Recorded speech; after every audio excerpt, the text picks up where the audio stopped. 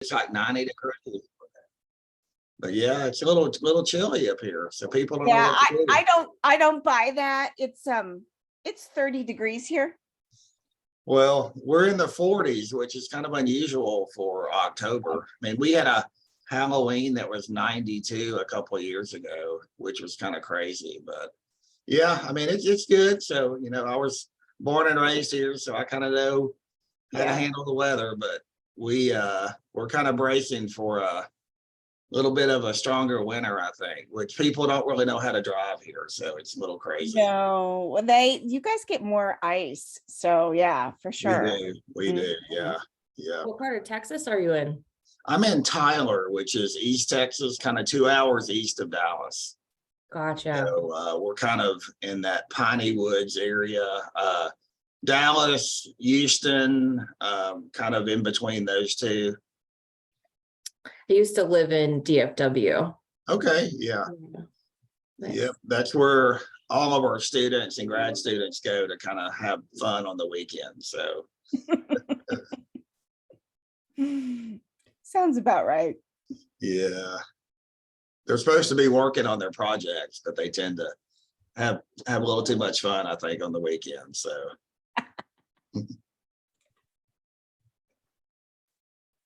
Are we ready, Carissa?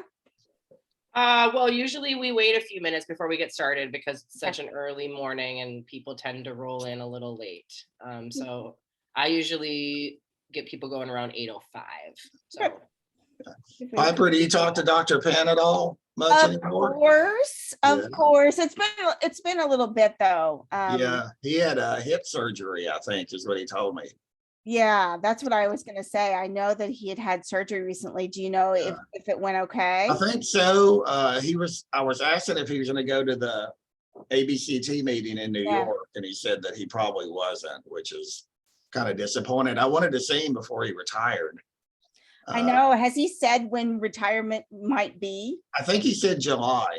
So we'll see. Oh my gosh. I don't know if he can ever retire, knowing him. I know. It would be hard.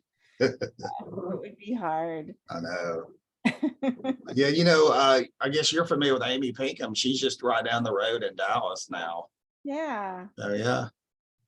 It's a small world, Dennis. I Hey, know. but are you going to be at ABCT? Because I'm going. Yeah, I am. I was bringing like 10 of my students with me. And I promised them to meet David Penn because I talk about him a lot, but if he's not going to show up, it might be a little disappointing for him. But I'm trying to get an idea of who's going to be up there. So, I can kind of have people meet some people in the field and, start making some connections. So Definitely. if you're going to be there, let me know. Yeah, I definitely am. Okay, good. I've already booked everything. So, Yes. and usually there's a contention of David's students. So There are, I don't know a lot of the newer ones. So it might be kind of just, kind of meeting them, and I'll get David to kind of let him know to look out for me. But yeah, I mean, it's always good to see everybody, see how people have blossomed and gotten jobs and kind of where they're at. So definitely.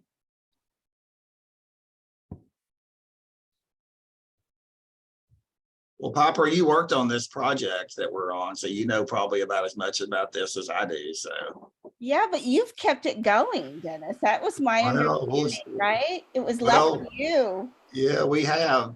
So we'll see. Which I think is kind of cool that it's still around because it's a pretty, I found it to be a pretty interesting intervention and one that is pretty meaningful. I still talk about social cognition. Good. Training. Yeah. Good. Oh, yeah. Yeah. And it's something that clinicians identify with when I do training. Mm-hmm. So. I mean, we can go ahead and get started if you want. All right. Okay. So do you want me to share my screen or do y'all need to do anything before? We're going to do introductions. Okay, gotcha. Yeah. And we'll let you do your introduction last, Dennis, and then you can start from there. That'll work. Okay. Good morning, everybody. Welcome. So glad that you're here. I'm really excited about our presentation and our case presentation today. This is a really good colleague and one of my mentors' students that's here today. to talk about some social cognition stuff, but let's do some introductions and then we'll let Dennis do the last introduction and he can do his presentation. So I'm Piper Meyer-Kalos and I am one of the leaders of the Echo Clinic with Carissa, and also on the EpiNet project and an IRT at SLP. And I'll go right over to Carissa. Good morning, you guys. I'm really sick with a really nasty cold, so if I start coughing, I apologize. I may have my video off a little bit more than usual. I work with Piper. I've been working with her for 6 years. And I'm excited to see everyone today, and I'm really excited to hear what Dennis has to present. So I will pass this to Elizabeth, because you're right next to me, and you're doing a case presentation today. I am. I'm Elizabeth Habish. I am an IRT with the HOPE program in Minneapolis, and I am doing the case presentation later today. I will jump to Sarah.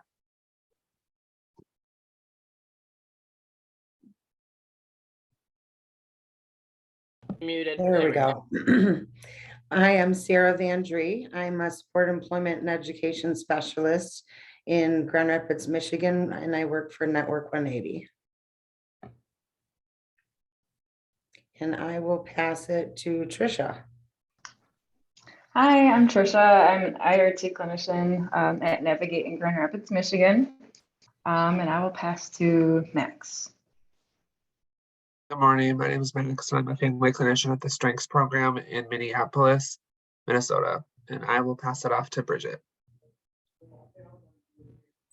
Hi, I'm Bridget. I use she, her pronouns. I'm a social worker. I'm a clinician that does diagnostic assessments with the First Episode Psychosis program in St. Louis Park here. And I will pass it to Marcia.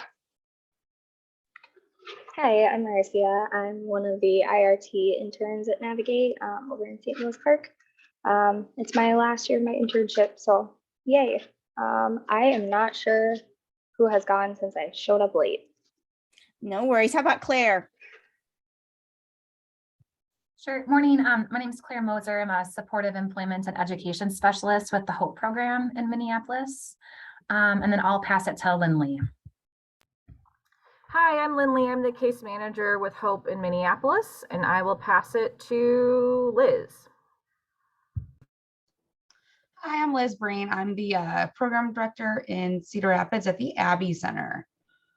I'm a little late, so I'm just gonna guess, but I will pass it to Bridget. Nope, we've done. How about Kayla? Kayla, that's what I meant. I'm Kayla. I am the team lead family education, sometimes IRT for the FEP program up in Duluth at Human Development Center, where I also oversee the clinician of therapists that work on the child and family team. And is that everybody? Nope, how about Orly? Morning, I'm Orly Haven, the St. Louis Park Navigate program family clinician. Jules, have you gone? Saoirse? Saoirse. Hi, I'm Saoirse. I'm the IRT with the Hennepin Healthcare HOPE program. I also do intakes. How about, has Jules gone yet? I think that we'll get everybody, and then we'll do this. I haven't gone. So I'm Jules Lindholm, and I manage the strengths program out of Riverside in Minneapolis. And I am also a clinician there. Thank you, everyone. Dennis, do you mind doing a little introduction?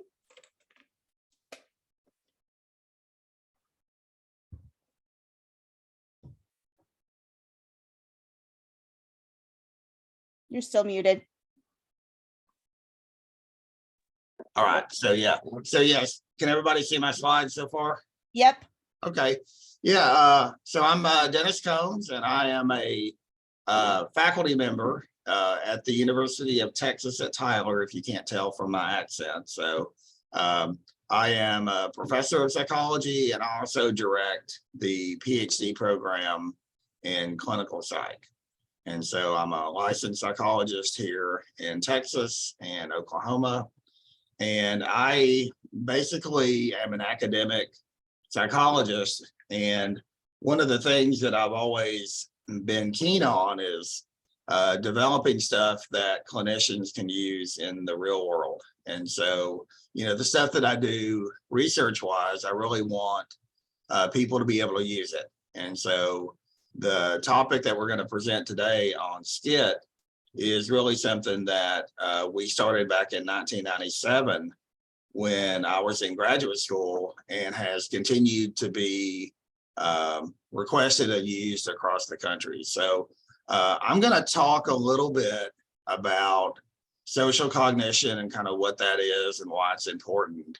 And then a little bit about the treatment itself, trying to keep us within our 30-minute or less kind of time frame. Normally this training that I do is like a 4-hour training, so I'm trying to cut it down to just kind of the basic facts. So if there's questions, I guess we're going to take those at the end, which is fine with me, but I'm just going to dive in and kind of talk about SCIT. Here's my kind of home slide. We actually have a treatment manual that's I copied a picture of it on the right. That's our handbook that's available for people that want to use the group.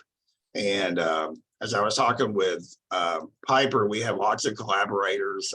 David Penn was my mentor in graduate school when I was at Louisiana State University, and he moved to North Carolina, and Dave Roberts was one of his students. And so we have lots of collaboration from clinicians across the country that really helped us develop the treatment. So I really owe kind of this project and kind of basically parts of my career to those collaborators. So nothing's really ever unique, but I think when we all kind of work together, we can, come up with something that's pretty neat. So, the good thing about what we're talking about is, this concept of social cognition. And I work and have practicum students at inpatient and outpatient clinics. And social cognition is really something that a lot of people don't typically address. It's really become more important in the last, say, 20 years. And, social cognition training is our group training that addresses the social cognitive deficits and biases that we have. Right. And so we wanted to develop a treatment that could normalize the social cognitive biases that we have. Okay. And so that was kind of the main goal, is to, improve things like recognizing emotions, in terms of social interaction. If you're misreading emotions, it can lead to all kinds of problems. Especially, I've done lots of work on paranoia. And paranoid individuals misread emotions constantly, which leads to further increases in paranoia, problems in the relationships, and so forth. So SCIT is kind of hierarchical that I'm going to kind of show in a minute, but emotion perception is part of it.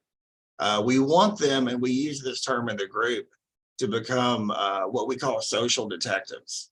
And it's kind of a neat term because detectives gather data, and they use data and information to make decisions.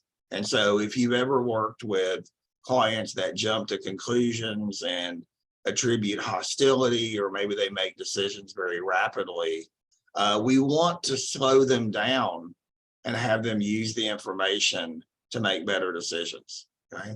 Of course, going through the group, they get a better understanding of themselves and the way they think about things. And then really the most important is to improve their relationships with friends and family members. Part of the SCIT groups that I run is for people that want to go to work and to have better work relationships. And, when we're talking about first episode clients, a lot of these are typically younger clients. And so, this disorder kind of hits them right in the peak of their maturation and school and work. And so we run SCIT with first episode clients to help them with relationships, to be able to go to school and go to work. And so this is kind of where SCID is based. And so that's kind of the overview of why we developed SCID. And it's taken about 20 years really to kind of refine and do this in kind of a group format. So, you know, we've been running SCID at my locations for a long time. And I've seen dramatic improvements in our clients. And those first episode clients, if you get them at the right time, you can really improve their lives. So, you know, I'm not selling the treatment. I'm just kind of reporting what we're seeing from our groups. Okay. So when you take a class in social psychology or psychopathology, social cognition is kind of mentioned briefly. But you know, the definition of social cognition is the mental operations and processes that underlie our social interactions and social thinking. Okay, the ability to perceive the minds of others, their intentions, why they're doing things. Okay, and you know, this is something that really wasn't addressed historically in treatments. You know, we had social skills training, we had medications, we had symptom management groups, but actually working on the way we think about others. You know, think about paranoia as an example, okay? And so social cognition is really closely related to social functioning, okay? So if we can improve social cognition, we can improve social and community functioning at large. And so that's kind of the underlying kind of theory, the science behind social cognition. And social cognition has a few domains that we target and what SCID kind of works on. I mentioned that the first part of SCID is on emotion training. This was some of our very first studies on how to train emotion recognition. Those of you that are familiar with the work of Paul Ekman and his emotion decoding system, you know, we took things that were scientifically effective and we kind of modified them for schizophrenia. Okay, so emotion perception, we have social perception, which is, you know, interacting and perceiving what others and groups of people are doing. Theory of mind is understanding, you know, the intentions and the minds of others. Okay, and so sometimes we misread what people mean. Sarcasm sometimes is very hard to interpret. And when somebody says, you know, something, we want them to be able to kind of understand what the meaning behind statements and behaviors are. Okay, and we want to avoid overly hostile and aggressive kind of interpretations. And then probably my favorite part of SCID is attributional style work, which is why things happen. Okay, and so attributional style has been part of social psych for, you know, decades. And in SCID, we have activities that actually force them to examine attributions, why things happen. You know, is it me? Is it the other person? Is it the situation? And so that to me is a really interesting part. And hopefully when we have time, I can show you one of the activities that we do. And I do this in my therapy work. You know, I'm more of a CBT practitioner, but I've taken parts of SCID and done them in individual therapy as a way to kind of see some improvement. Okay, so social cognition is related to social functioning. It has these core domains. And once we kind of realized that, then we started looking about, can it be improved? Okay, and the answer, according to research, is yes, we can improve the ability to recognize emotions, the ability to understand the minds of others, attributions. And there are interventions that work on one specific skill, like emotion recognition. Some of the more recent treatments are what we call broad-based treatments that address multiple areas, SCID being one of those. And so it depends on kind of what you're doing. There's a lot of really good emotion recognition treatments out there, or kind of modules, but SKIT kind of builds on that to do more realistic things. Okay. And so one of the early kind of battles that we had, at least in the research, is, can you do this by improving neurocognition? So can you improve memory and attention, processing speed, and then have improvements in social cognition and social functioning? And the answer was that there is some improvements, but they're not as robust. They're not as large as if we improve social cognition. So neurocognition is important. There are lots of neurocognitive remediation packages, but they're lengthy and they're time consuming. They take lots of resources for that. So when I talk to my medical friends, they always want to know about medications. And so antipsychotic medications work really well for positive symptoms. They work a little bit less for negative, but social cognition training can address those deficits that medications don't improve. And so this is typically kind of an adjunctive treatment to the medications that they're getting. There's some interesting work on oxytocin and SKIT, oxytocin being that kind of emotion, relational, neurochemical in the brain. There's studies on paliperidone and SKIT that show improvement when they're combined, risperidone and olanzapine as well. So, medications are a crucial part of treating this population, but to get the maximal improvement, we want to have some psychotherapy treatments. And so medications in combination typically work best. So just a little bit on the research of SKIT, because that's kind of what I do. Over the years, SKIT has become an evidence-based practice for schizophrenia. There are roughly 30 published studies on the efficacy and clinical utility of SKIT to date. So the efficacy is, statistical improvement. The clinical utility is, can it be used in real world settings? Okay, and again, developing a treatment in the lab, not that effective if you can't use it.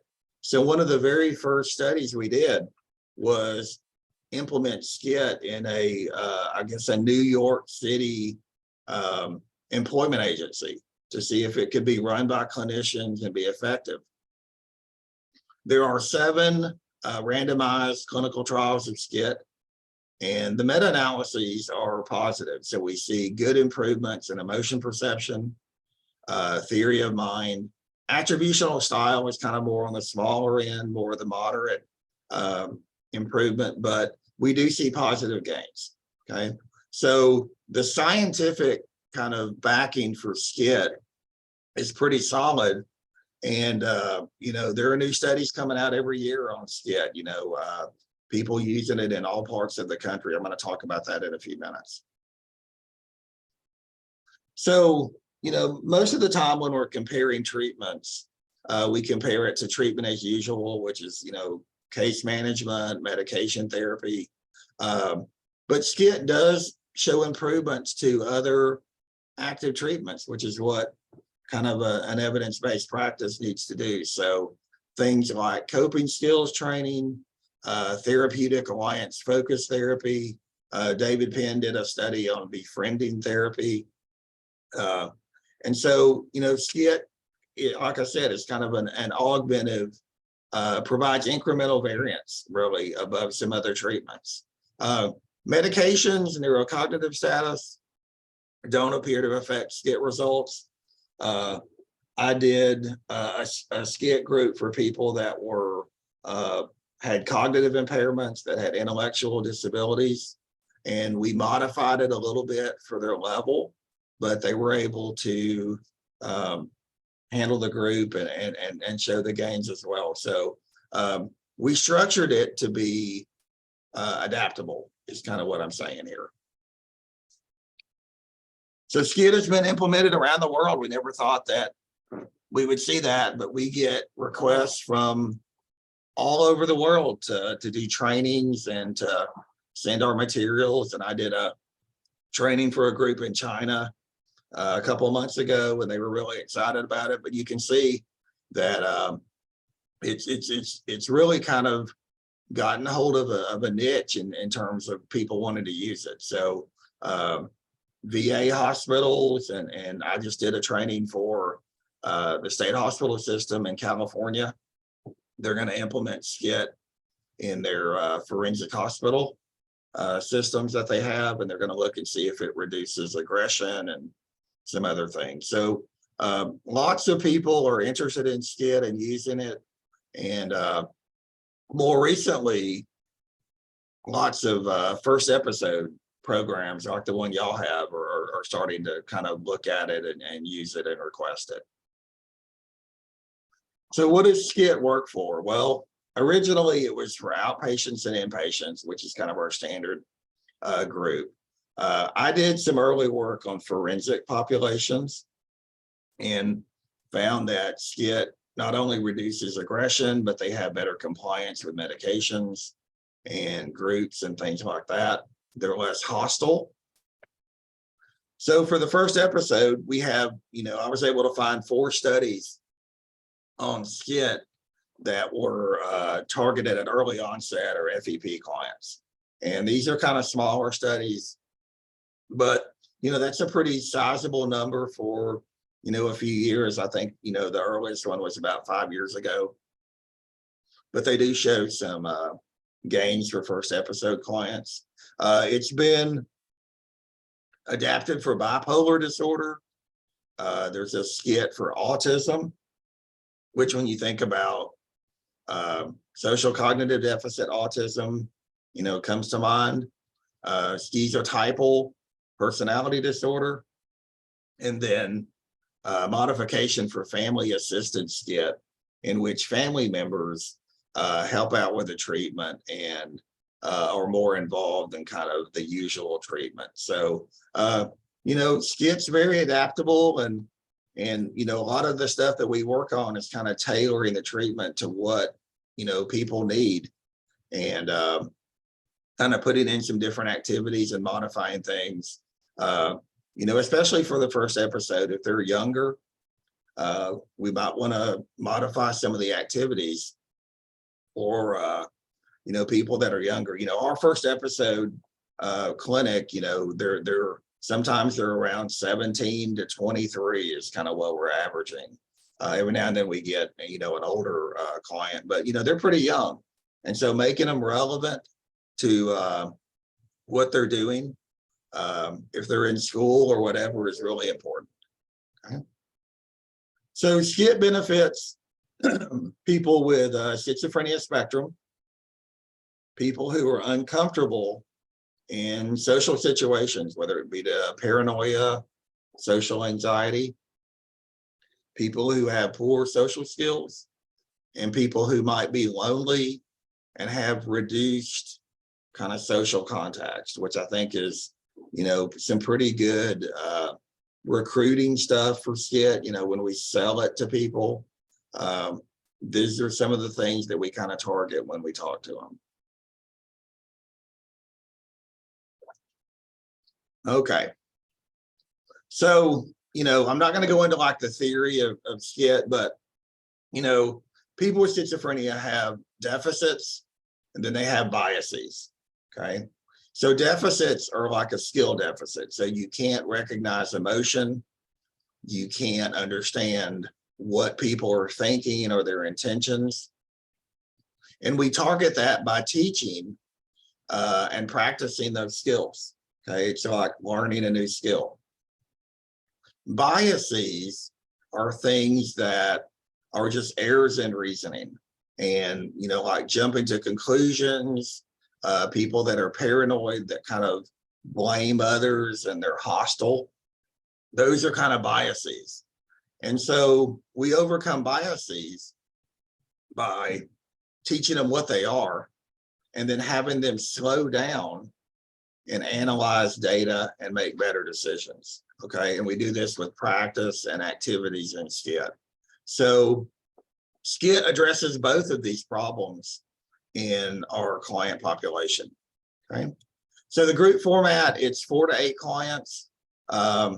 There's usually 2 group leaders. It works best, one running the group, one kind of managing the materials and encouraging participation. If they're lower functioning clients, you might want to go 4 to 5. I did a SKIT group with all negative symptom clients, and I had 3 in that group, which, was challenging. My FEP groups that I run, typically 4 to 5 for that. So, 4 to 8 clients, 2 therapists. I usually run the group. I have a grad student or a trainee that kind of helps me. And in your situation, you might have some staff that can do the group or whatever. SKIT is a group treatment, and so we have up to 24 sessions that we can offer. So, it's about a 6-month group. It is a time commitment. Sessions are about an hour, and then, we kind of modify them if they're pretty low functioning or they're having struggling with like medication stuff or whatever. But we try to keep it to an hour, very engaging and different activities. The organization of SKIT is we do a check-in for 5 minutes. They kind of rate their mood. They kind of talk about their week and if something happens socially. We have homework that they do, and that's always an issue with people, and I'll tell you how we address that. 30 minutes to cover the new material, and then review the material and homework. So it's a very structured treatment. We have a manual that kind of tells you everything that you need to do. And then the practice partners, or what we call them, are friends, family, staff that assist them, and they check in with them about the group. They do assignments with them. They reinforce what the group is working on as a way to kind of do generalization for SKIT. So we really encourage them to find somebody that they can work with. And we have materials that the practice partners can use. And so we train them as well. And so that's something that was kind of a later add to the group after we developed it, but it's really been an important piece to get other people involved. Okay. So we have a book, has everything in it. We also have a web page that has all the materials, and you can pick it up. We also do trainings and kind of consultation on running SKIT for different groups, but it has everything that you need to do it. And then kind of finally, I wanted to just kind of show you how the sessions are broken down. The first 7 sessions are on emotion. We talk about what the emotions are, how to recognize them. We have a couple of sessions on paranoia, which is really kind of a common symptom that people have. There is adaptive paranoia, there is unrealistic, there's kind of different variations of paranoia. We kind of help them understand that. I've noticed first episode people tend to have some paranoid ideation that we want to address. Then after we do the emotion work, we jump into conclusions and attributions and how to figure out situations that people encounter. And so this is where that social detective kind of mentality comes in. So we kind of teach them strategies, slowing down. When something happens, how do we attribute the cause? And then the final part is what we call checking it out, in which we apply what we learn to real life. They bring in situations, we kind of problem solve them. And the clients are more involved in this stage. We want them to take those skills, and use them. Okay. So final thing that I'm going to kind of point out is I wanted to show you an activity that we use. And one of the things that our clients do is, well, let me back up. So when we do CBT, we all know that we, dispute thoughts, we generate alternatives for their behaviors. We do the same thing in SKIT. And we know that when people with schizophrenia make attributions, they typically can be inaccurate. Okay. So we want to have them generate alternatives and get them out of that kind of rigidity, which everybody hates me or people are out to get me. And so to do that, we teach them that there's basically kind of 3 attributions that come from social psych. We have a character named Blaming Bill, who blames others and gets angry. My Fault Mary blames herself and gets sad and depressed. And then Easy Eddie, I didn't have much say in the names of these, by the way, focuses on the situation, tries to stay calm, even in bad events. And so, you know, somebody cancels a dinner date. You can blame them and say, well, they may not like me. I'm a bad person. Nobody loves me. Or maybe they just forgot, something happened at work or whatever. And so we try to get at the core of kind of these attributions. And so we use these characters to teach them how to understand why things happen. Okay. And so we give them a scenario, like, you know, this character said she would go to a party, but the night of the party, she didn't show up. So how do we process that? And this is an activity where we have, like, what do we know? What are the facts? She said she would go to the party. She didn't show up. So My Fault Mary would say, Tasia doesn't like me, feeling sad. Tasia's a mean, inconsiderate person. He would get angry. Maybe she got caught in traffic and he feels okay about it. Social psych really kind of says that most things happen for situations, that we tend to overly attribute things to ourselves or others, and we kind of don't look at the situation. And so this is just an activity that's in SKIT that really kind of helps them understand things a little better. Okay. So, you know, that's kind of what I wanted to talk about, because, you know, I do this in my therapy sessions and it's really effective, but it's an attributional technique that I use in my CBT work. Okay. So I have lots of more stuff to cover, but I'm going to stop there. And I know y'all have questions and things, and feel free to ask whatever, but I'm going to stop there and turn it back over to y'all. So thank you for letting me share that. Thanks, Dennis. You're welcome. Do folks have questions for Dennis? I do. Yes. So SKIT works a lot in, like you were saying, identifying emotions of others and working through these like CBT processes. Mm-hmm. I'm wondering if there's room. I'm thinking of one of my clients in particular, where this really affects her and her ability to like make connections with people. But if there's room for like education or behavioral things about like working with our own affect when that lack of emotional expressiveness is part of that hurdle in connecting with others. Yeah. So when we're teaching about emotions, we have them make the emotion, and we practice kind of making the emotion and feeling those feelings, because if we make the emotion, we typically can work through it. So people that have no affect, we really work on, okay, here's a picture of somebody that's happy. Let's try to make that face. Okay, what are we feeling? What are your sensations? That's part of that facial feedback hypothesis, that if we make the emotion.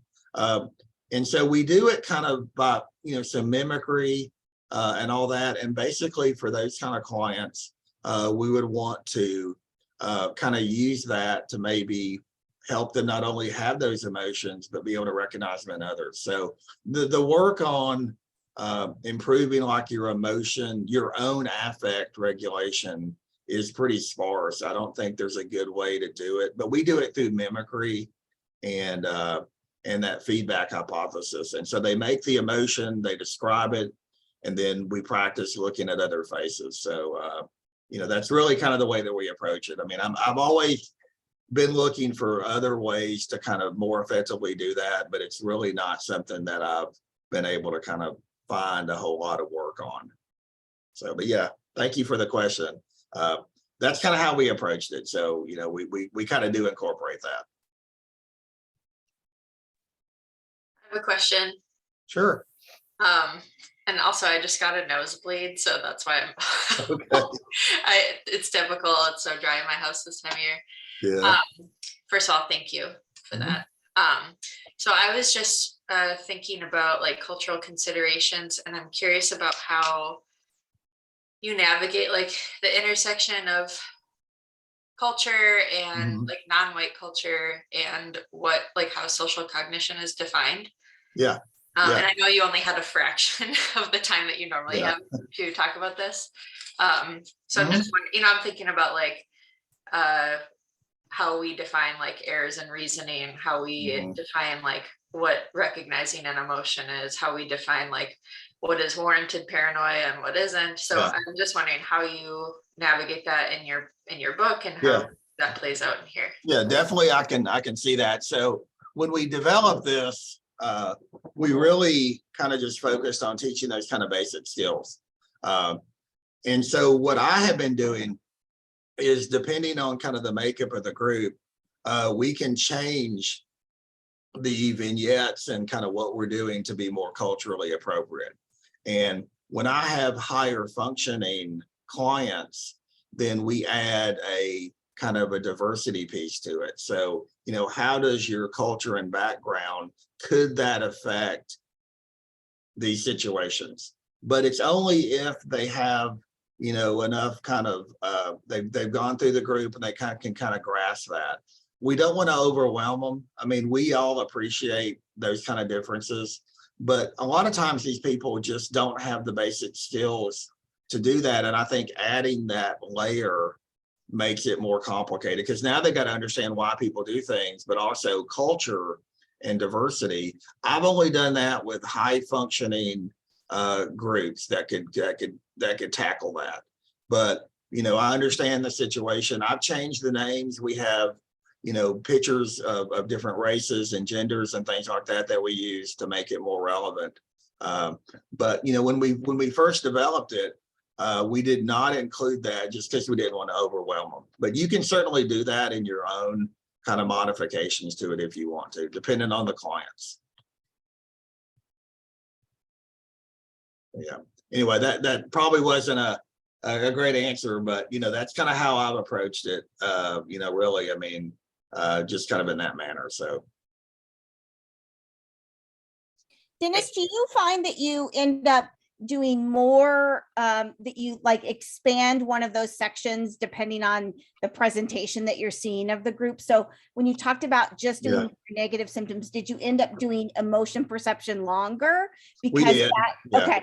And like if they're really paranoid, maybe you do longer on attribution style and that kind of thing. Yeah. And what I did with the paranoid group is I came back periodically and revisited that. So I did kind of like booster sessions along the way. And so, I mean, skit, 20 to 24 sessions, you have 4 sessions that are kind of for more intensive work or review work that you can do. So, but my paranoids, we spent several sessions going through that, and that's okay to do. I'd rather them learn it than just, follow the timetable. So, Other questions? Yeah, Orly? You talked about one kind of symptom, I guess, to target is people who are experiencing significant loneliness. So I'd be hearing a lot of this, discussion about targeting specific like cognitive biases and misinterpretations and things like that. Will you speak just a little bit more about what you've observed, like the benefits or the gains that people have made to combat their own loneliness? Because that sounds like it's something that has to happen outside of the group setting. Yeah. So, when I was, training, we did social skills work to kind of improve connections. And, people have to be in situations where they can use them. My thought on this, and I had some input into this, is, people may have the skills, but there's something that kind of prevents them from reaching out. And a lot of, the biases about, people may not like me, or those kind of things are really kind of where I go with that. Like paranoids, they typically avoid because they think people are out to get them. But if you can get to them that, that's an attribution that may or may not be correct, then they can have kind of a change in their thinking to where they can approach people. Now, we want them to do it in the right way, the socially appropriate way. But, addressing those concerns about other people and what they're thinking and what you're thinking, right? Because you've got another person, you've got their thoughts and you got your thoughts. We're really kind of working on the processing of approaching others and what you're thinking. Go up and talk to somebody new. It's not automatically going to be a negative. That's a bias that you have. So we practice the skills of how to have conversations in SCIT. We encourage them to kind of talk to new people and meet new people, and they bring those back. And we talk about barriers and like what got in the way, or how did you, what did you do? And that's all part in that last group where we teach them the skills and then we ask them to implement them. But yeah, it's a difficult thing. The isolation that I see in our group at the beginning is just profound. I mean, they basically have no support or contact, and these are younger people and they should be out, doing stuff, but they're not. So I appreciate that comment.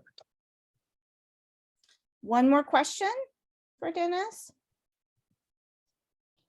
Liz? One, and I did pop out for a second, so you might have said this and I missed it, but do you typically offer this group in a hybrid fashion, or do you stick to do you do it virtually or in person?